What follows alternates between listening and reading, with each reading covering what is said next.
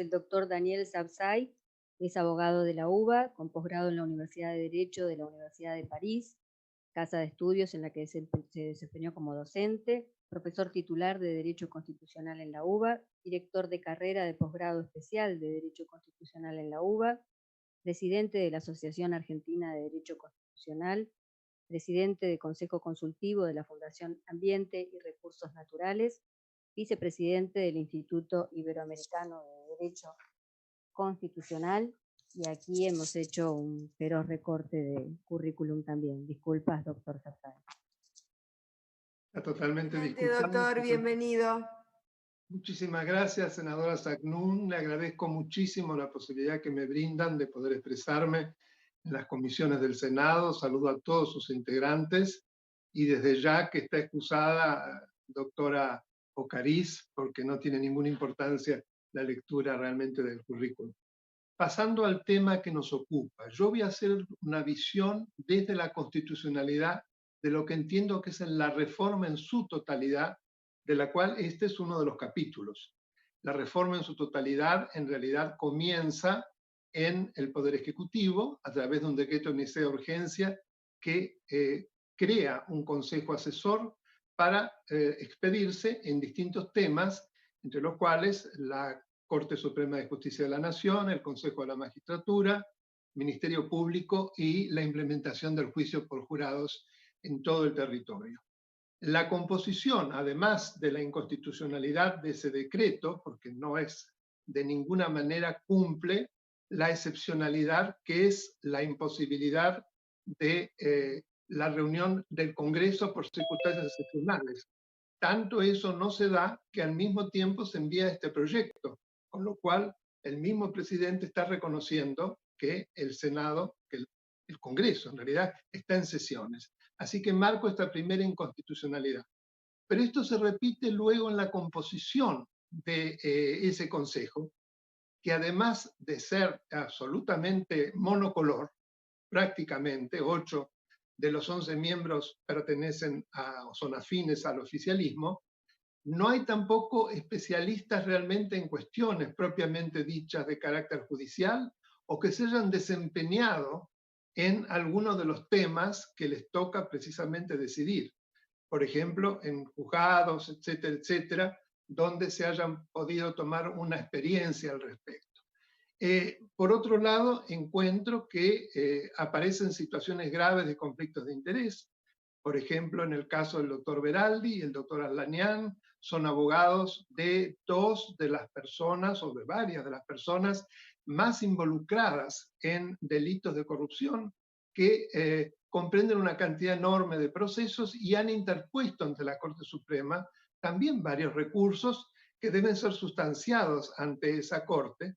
Por lo tanto, van a defender a las dos partes, a sus clientes y también al Poder Ejecutivo, porque todos los integrantes de esa comisión, de ese consejo, son funcionarios públicos, aunque estén ad honorem.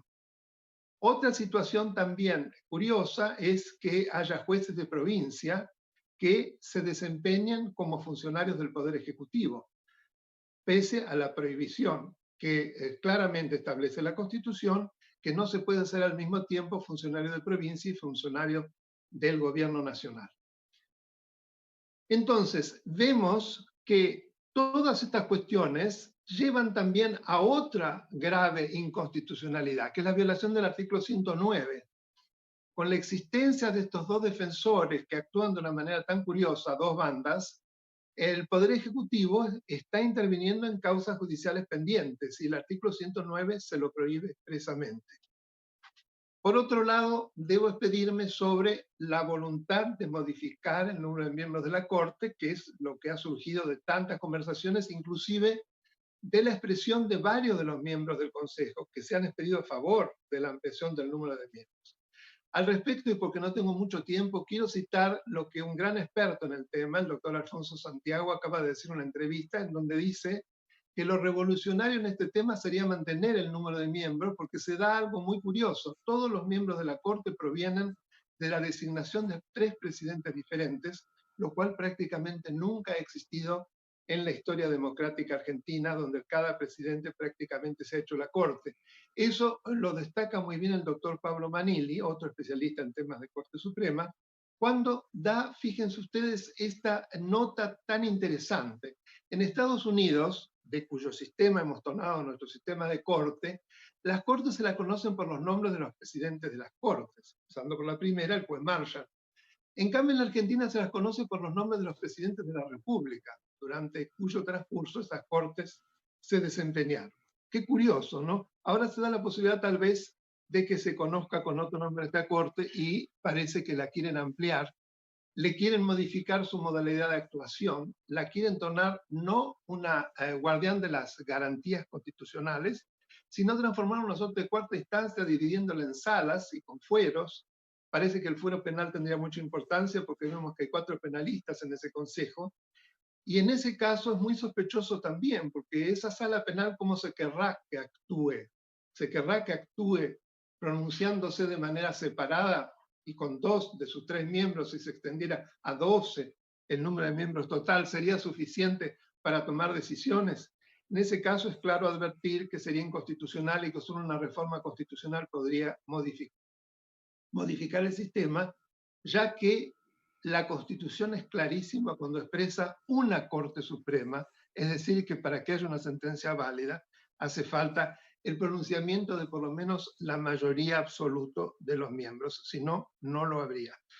Respecto al Consejo de la Magistratura, yo creo que es el organismo que más requiere de modificación, porque se lo ha absolutamente desnaturalizado a través de un predominio que viola el equilibrio que exige el artículo 114 de la Constitución Nacional. Y hoy más del 50% de los miembros, la mayoría absoluta, 7 sobre 13, son de origen político, con lo cual se desnaturaliza el propósito que tuvo el constituyente cuando en 1994 entendió que debía anteponerse una instancia técnica para la selección, para el inicio de un proceso de destitución de los jueces de los tribunales inferiores federales, antes de que participaran los órganos políticos. Pero resulta que los órganos políticos se han puesto también antes. Y eso lleva a una situación en la cual la independencia de los jueces federales es sumamente precaria, lo sabemos todos. Pareciera que tienen que tener padrinos, de lo contrario no tienen la suficiente independencia, porque para llegar es absolutamente necesario ese apoyo, lo que es lógico, si el predominio no es técnico, es meramente político. Así que ahí habría que poner la primera mirada para modificar el Consejo de la Magistratura, el sistema de la justicia. De nada sirve todo lo que ahora se propone si el Consejo de la Magistratura sigue en las mismas, con las mismas características. Dentro de Estamos este en camino, tiempo, doctor. Disculpe. dentro del camino que yo marco hacia la impunidad, me preocupa mucho el modo como se lo quiere inconstitucionalmente sacar al actual Procurador General Provisorio, habiendo prácticamente armado una suerte de cámara o de comisión interna para la destitución, desde un procedimiento que por supuesto que no corresponde, pero que lima enormemente el buen nombre y la probidad de ese funcionario. En suma, la constituye inoportuna por los mismos motivos que establecieron tanto el doctor Balbín como la doctora Libashki, directora del CELS en su momento, como el doctor Piumato. Además, es una reforma que se plantea con una desprolijidad notable, como surgió de todas las personas que conocen sobre sistemas de procedimiento, no tiene ningún apoyo en un mapeo sobre la justicia, es realmente lamentable con la improvisación que se lo ha hecho, con lo cual esto me confirma aún más que no es que se ha querido mejorar la institucionalidad. Lo que se ha querido es apuntar a asegurar la impunidad de aquellos que se encuentran sujetos a procesos por graves delitos contra la administración del Estado. Hay preguntas, doctor. Bueno, muy bien. Voy a contestar las preguntas. Quería redondear, pero no importa. No, redondee, doctor, redondee, por favor. No lo quiero interrumpir en el uso de la palabra. Redondee. Quería decir que con respecto a la falta de interés de los sectores realmente vulnerables que no encuentran verdadera justicia, en el día de ayer, que no sé si ha sido citada, pero sería muy interesante, a quien yo no conocía, la doctora María Fernanda Poggi, que es la fiscal nacional de menores y vicepresidenta de la Asociación de Fiscales y Funcionarios del Ministerio Público Fiscal de la Nación, titula en un muy interesante artículo: el proyecto es una verdadera ofensa a la niñez.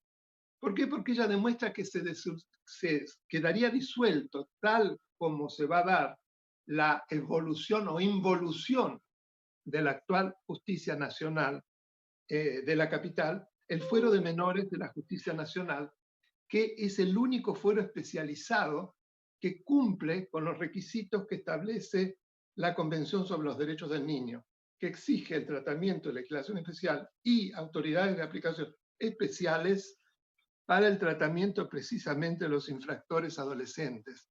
Es decir, que entraríamos ya por esta omisión en un serio problema de inconvencionalidad.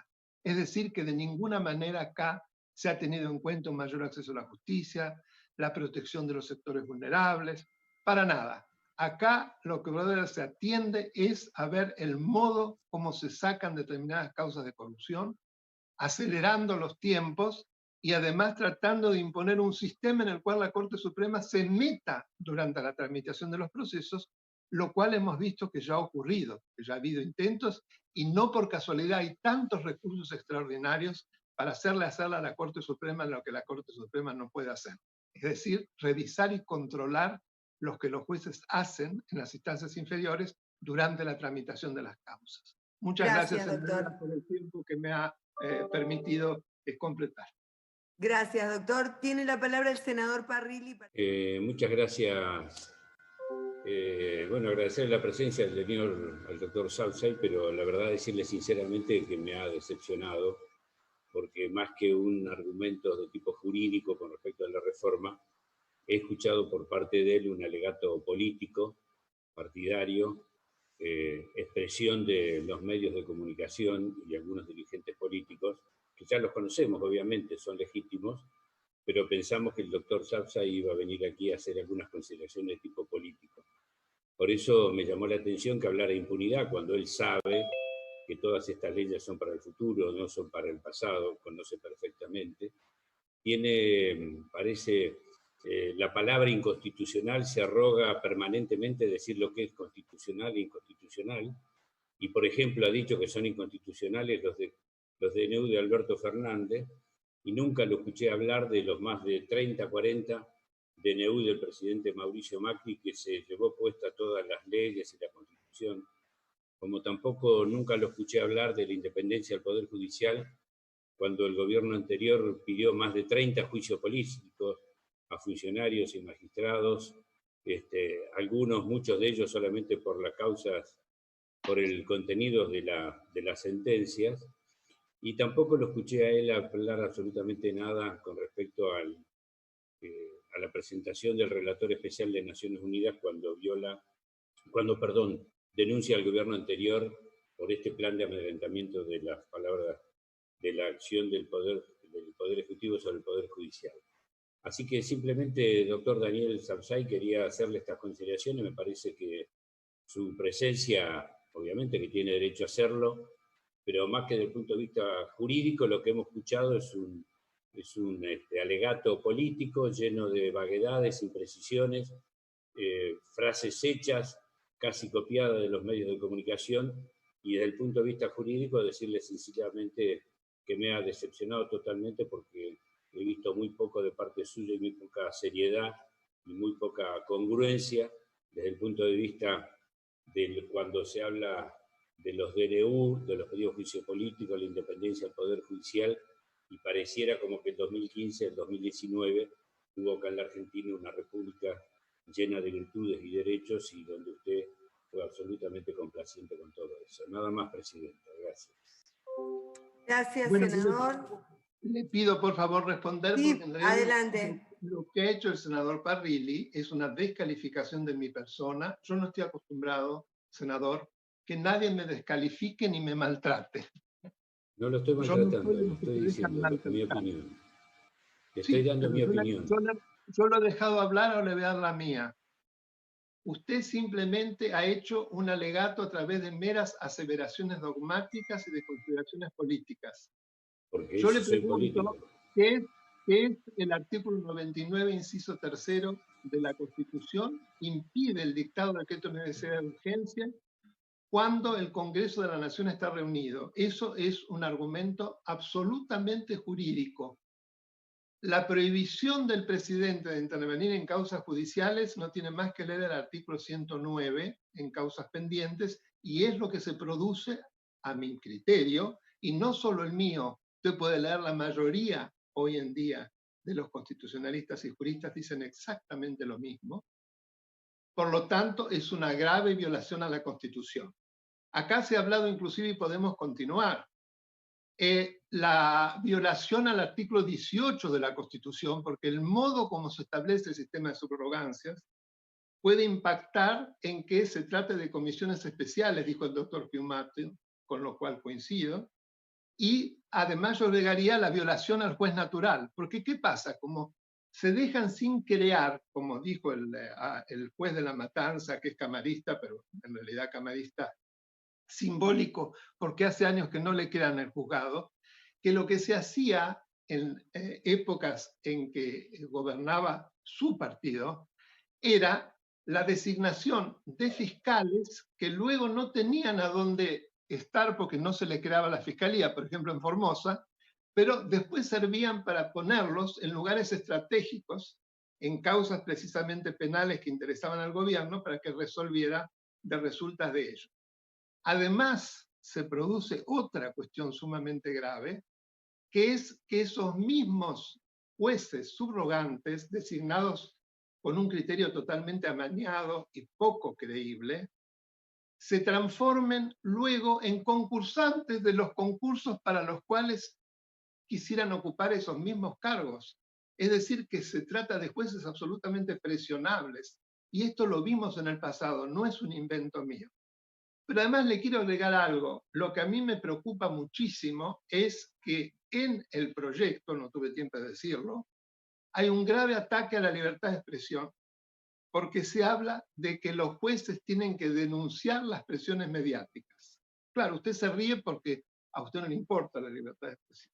A mí sí me importa, porque la independencia de la justicia y la libertad de expresión son la base de una democracia real, no de un sistema manejado exclusivamente por la voluntad de quien ocupa el poder ejecutivo. Bueno, le puedo responder y me alegra que haya expresado lo que dijo. Estoy frente a un dirigente político opositor, más que un abogado Perdón, Presidenta, constitucionalista, ¿esto es vamos a estar simplemente, sometiendo a sí, juicio a los expositores? no, decirle que le respeto la opinión política como tal, y obviamente, bueno, tenía que saltar al final, como finalmente saltó, la defensa de los poderes mediáticos. Pero si no hay libertad de expresión de los expositores. Bueno, sí, la libertad de expresión también la puedo tener yo diciendo. Pero es que no tiene Gracias, senador. Gracias, senador. Gracias. Déjelo hablar, senadora. Él solo está demostrando y cómo le gusta maltratar. Generalmente los maltratados. No maltrato a nadie. No, miren. Han podido hacer uso de la palabra y vamos a continuar con las preguntas porque hay varios senadores y senadoras que quieren consultarlo, doctor. Con mucho gusto, senador. El senador Bereltinec. Buenas tardes, doctor. ¿Cómo está usted? Muy bien, gracias. Pero espero que en mis consideraciones no aflore tan fuerte su sensibilidad. Pero mire, y no se sienta perseguido, ni coartado en su expresión, ni nada de esto, porque, sinceramente, con todo respeto a su trayectoria, creo que es absolutamente exagerado utilizar esos conceptos. Máxime cuando el Senado ha tomado una decisión en estas dos comisiones de escuchar a todos los que quieran, desde La Quiaca a Tierra del Fuego y desde la capital federal o desde Posadas a donde sea, todos aquellos que tienen una opinión, un punto de vista sobre este proyecto que ha venido a ser tratado en el Senado, tienen la posibilidad de hablar al mismo tiempo, de tener de explayarse, de ser preguntados y de ser contestados. Con lo cual, lo que me parece que yo como hombre del interior, y de un partido que ni siquiera somos gobierno. Es decir, es demasiado peligroso para la democracia hablar de falta de libertad de expresión. Es muy peligroso. Mire, yo creo que si hay algo que no hay en Argentina es falta de libertad de expresión. Acá en este país, cada uno dice lo que quiere, cuando quiere, cómo quiere, de la manera que quiere, contra todas las personas, pone los carteles que quieran, publica los carteles que quieran. Mire, es muy peligroso para una democracia que se hable de falta de libertad de expresión. Y este Senado está demostrando que acá cada una y cada uno puede venir, decir y hacer lo que quiera y que es respetado. Que haya debate es democracia. Que haya punto de vista es la democracia. Que haya consideraciones personales es la democracia. Porque ¿sabe qué, doctor? A nosotros los políticos, todos nos juzgan todos los días desde la mañana hasta la noche. Desde un periodista y desde un constitucionalista como usted. Ahora, cuando los políticos decimos algo de ustedes, hay falta de libertad de expresión. No es así. Es un ida y vuelta. Con esto se construye la democracia. Con todas las opiniones de los que juzgan a los políticos y cuando los políticos juzgamos a otros actores de la sociedad, no hay que enojarse ni molestarse ni nada por eso. Mire, yo le voy a decir una cosa. Nosotros estamos analizando aquí este proyecto. Este proyecto que es la Ley de Organización y Competencia de la Justicia Federal con asiento en la Ciudad Autónoma de Buenos Aires y en las provincias. No estamos analizando, ni lo invitamos a usted, para analizar lo que está pasando con el Procurador General y sus conductas. No vino a este Senado el analizar la Comisión Asesora del Presidente de la República. No estamos analizando la reforma del Consejo de la Magistratura. Ni estamos analizando la supuesta y tan mentada, hipotética división o ampliación de la Suprema Corte de Justicia. No hay nada en el Senado de eso. Estamos analizando este proyecto. Y le digo sinceramente, me hubiese gustado escuchar su opinión sobre esto. Porque no estamos hablando ni de impunidad, ni estamos hablando ni de nada. Mire, con el solo hecho de ver en el proyecto que todas las causas actuales del fuero federal siguen en manos de los fiscales y de los jueces, hay un tema que no se pone sobre la mesa con toda claridad. Entonces, hablar de impunidad, cuando los jueces van a seguir siendo exactamente los mismos y los fiscales que los que llevan las causas hoy, que también es peligroso para la democracia. Entonces, doctor, con todo el respeto a su trayectoria, digo, cuidemos las palabras cuando hablamos de falta de libertad de expresión, cuidemos la palabra cuando hablamos de cuestiones que tienen que ver con los derechos, máximo con ustedes, que son personas que tienen acceso a los medios de comunicación, mucho más que nosotros, y que pueden estar mañana, tarde y noche escribiendo, diciendo y hablando en todos lados. ¿Por qué? Porque este Senado y esta Argentina de hoy, más allá que se puedan compartir cosas o no, les permite a todas y a todos los argentinos decir lo que quieren decir en las circunstancias que quieran decir. Y después, si hay un tono más alto o menos alto, si hay una opinión más fuerte o menos fuerte, bueno, forma parte de la pasión y de la sangre que tenemos los políticos. Quizá usted no esté acostumbrado a que por ahí hablemos como estamos hablando, pero no es porque le estemos faltando el respeto, ni agraviando, ni atacando su honorabilidad, doctor. Estamos discutiendo y debatiendo con la pasión que tiene la democracia, pero fundamentalmente recordarle que estamos discutiendo este proyecto venido por el Poder Ejecutivo Nacional. Y me gustaría escuchar, ya que tenemos la oportunidad y se tomó este tiempo de estar conectado de las 10 de la mañana hasta ahora, ¿cuál es su posición con respecto a la transferencia de la justicia federal a la Ciudad Autónoma de Buenos Aires? Porque nosotros quienes somos del interior, la verdad que producimos el gas, la electricidad, todos los recursos para la capital federal y nos molesta un poquitito tener que encima pagar la justicia de los porteños. Entonces, ya que estamos y para aprovechar su presencia aquí, me gustaría que nos dé unos minutitos, con toda su experiencia constitucional, ¿qué opina usted sobre lo que este proyecto dice de la transferencia de las competencias de la justicia federal a la Ciudad Autónoma de Buenos Aires? Gracias, doctor. Señor senador, en primer lugar, Me parece muy bien la solidaridad con su compañero de bloque, que yo de ninguna manera quise ofender. En segundo lugar, la libertad de expresión nunca se la defiende suficientemente, sobre todo cuando precisamente el senador Parrilli ha propuesto que se introduzca un artículo que para mí es directamente violatorio del artículo 13 del Pacto de San José de Costa Rica, que obligaría a los jueces a denunciar las presiones mediáticas o algo parecido. No retuve Doctor, exactamente. lo interrumpo ahí un segundito. No está en el Yo a usted proyecto no de lo ley. interrumpí, yo, A ver, senador. doctor, pero seamos honestos intelectualmente, no está en el proyecto de ley. Que sea una opinión de un senador, puede ser una opinión Presidenta, también. ¿por qué ¿Cuánto no, senador? Presidenta? Por favor, Que vamos a termine el dejar que expositor, por conteste. favor. Presidente, es la primera Que vez que a un termine el disertante lo expositor. atacan. Por Que favor, termine el expositor, no es un ida y vuelta. doctor Sapsay, avance usted con la respuesta. ¿Sabe cómo se llama? Abuso de posición dominante. A través de ese tonito campechano me trata de desprestigiar, de horadar. Como político es muy hábil, pero yo tampoco se lo voy a permitir, senador Bretilnec.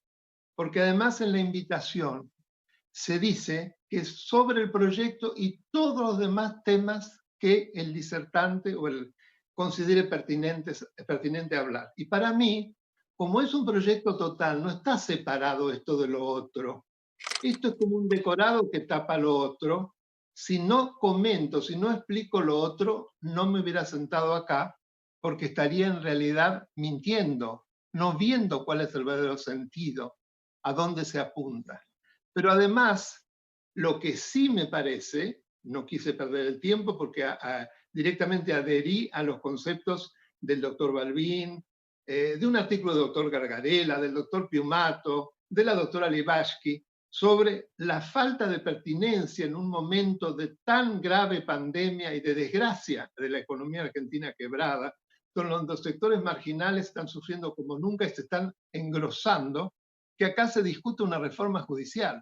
Piumato dijo, en ningún país del mundo en este momento se discute reforma judicial. Pero además, menos aún, cuando ni siquiera se ha pensado en mejorar la posición de esos sectores ante la justicia. Por el contrario, como yo leí al final, lo que se ha tratado es precisamente de, o se los ha omitido, o directamente ni se los tuvo en cuenta. Lo de la doctora Poggi es por demás claro y pertinente, y es jurídico, no es político.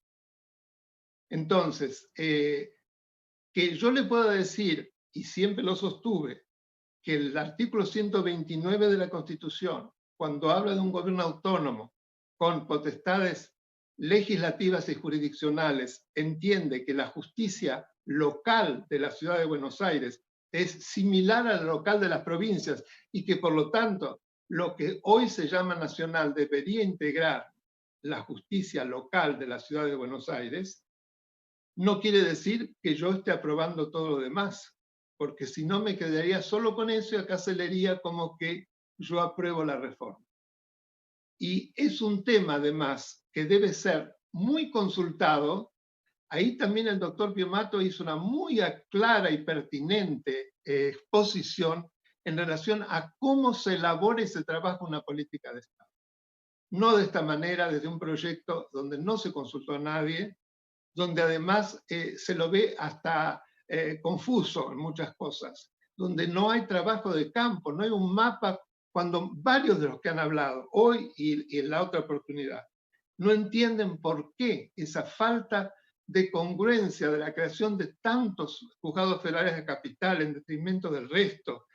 ¿Cómo se estudió eso? La incompatibilidad entre el sistema acusatorio, que nos parece bien, y por qué la creación de tantos jueces que no van a tener casi trabajo. Es decir, cuestiones que se caen por su propio peso. No entiendo cómo alguien no corrigió eso, pero tendría que haber un mapa de la justicia en Argentina, un trabajo de campo que apoye todo eso, y no lo hay. Inclusive cuando la ministra de Justicia habló, no fue nada convincente al respecto. Senador Naidenov tiene la palabra.